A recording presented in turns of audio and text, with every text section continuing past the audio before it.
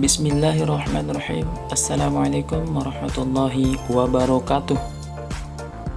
Salam guru hebat, salam pendidikan, dan salam bahagia. Pada kesempatan yang berbahagia ini, perkenalkan saya Jumaidi, mahasiswa PPG Prajabatan Universitas Muhammadiyah Mataram, akan menjelaskan refleksi perjalanan pendidikan nasional berdasarkan filosofi Ki Hajar Dewantara. Nama Ki Hajar Dewantara mungkin memang tidak asing lagi di telinga kita sebagai seorang guru dan pembelajar. Tidak asing juga di dunia pendidikan Indonesia. Bahkan, hari lahir beliau kita peringati sebagai Hari Pendidikan Nasional atau Hardiknas. Ia dilahirkan di Yogyakarta pada 2 Mei 1889 dan kita kenal sebagai Bapak Pendidikan Indonesia, sekaligus pernah menjabat sebagai Menteri Pendidikan pertama di tanah air ini, yang pada saat itu bernama Menteri Pengajaran.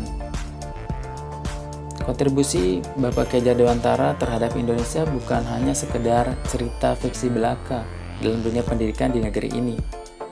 Semenjak awal keterlibatannya di dalam dunia pendidikan Indonesia, Ki Hajar Dewantara sudah banyak sekali memberikan alternatif mengenai sistem pendidikan nasional di negeri ini.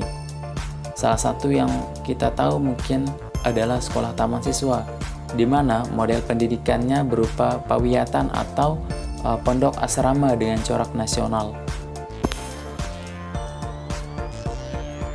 Pada dasarnya kita sepakat bahwa setiap manusia itu memiliki keunikan dan kelebihannya masing-masing.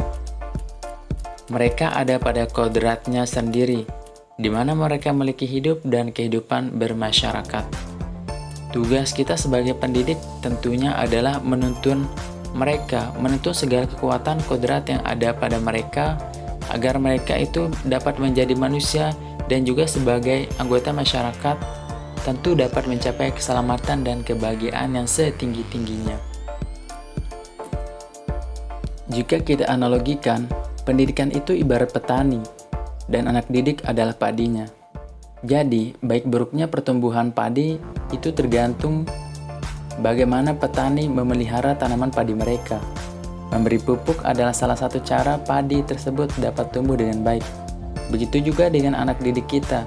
Baik buruknya tumbuh kembang mereka itu tergantung bagaimana kita mendidiknya, bagaimana kita menuntunnya. Oleh karena itu, kita tidak bisa membuat padi itu menjadi jagung. Seperti halnya anak didik kita tidak bisa menjadikannya seperti apa yang kita inginkan. Sehingga kita hanya bisa menuntun mereka sesuai dengan kodrat mereka dengan cara yang berbeda. Tentunya sesuai dengan nilai-nilai kemanusiaan agar kelak terbentuk pada diri mereka profil belajar Pancasila yang kita impikan. Menurut Bapak Ki Hajar Dewantara, pendidikan dan pengajaran itu adalah suatu hal yang tidak bisa dipisahkan.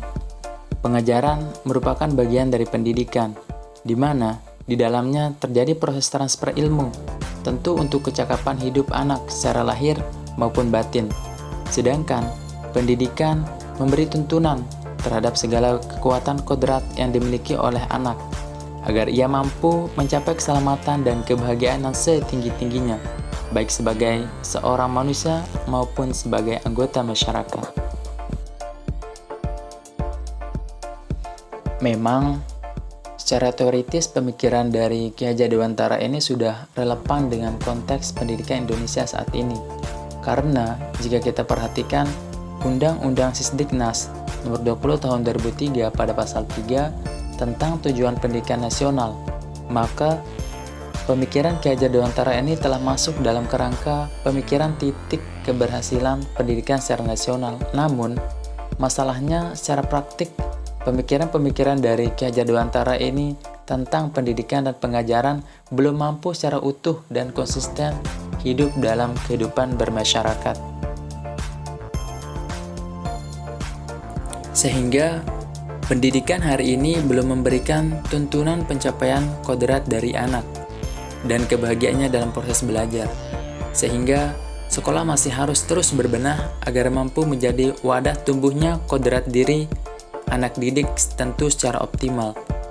Oleh karena itu, kita sebagai pendidik masih harus terus belajar agar tidak abai menuntun siswa untuk mencapai kodrat dirinya dan terus mencoba menerapkan trilogi pendidikan pemikiran Ki Hajar Dewantara. Kemudian, yang terakhir, sebagai bahan refleksi kita sebagai calon pendidik dan calon guru profesional, pemikiran Ki Hajar Dewantara ini memang belum diwujudkan secara optimal. Proses transfer ilmu demi kecakapan peserta didik memang sudah biasa dilakukan secara lahir, namun proses transfer ilmu secara batin itu masih dipertanyakan. Kadang-kadang, kita juga masih menganggap bahwa menjadi guru itu hanyalah sekedar profesi, sehingga kita mengabaikan tugas kita sebagai pendidik untuk menuntun anak didik kita. Oleh karena itu, trilogi semboyan pendidikan dari Ki Hajar Dewantara juga belum mampu kita terapkan secara maksimal dalam proses pembelajaran di sekolah. Namun, hal ini tentu akan menjadi bahan evaluasi kita bersama untuk terus belajar demi kemajuan pendidikan Indonesia.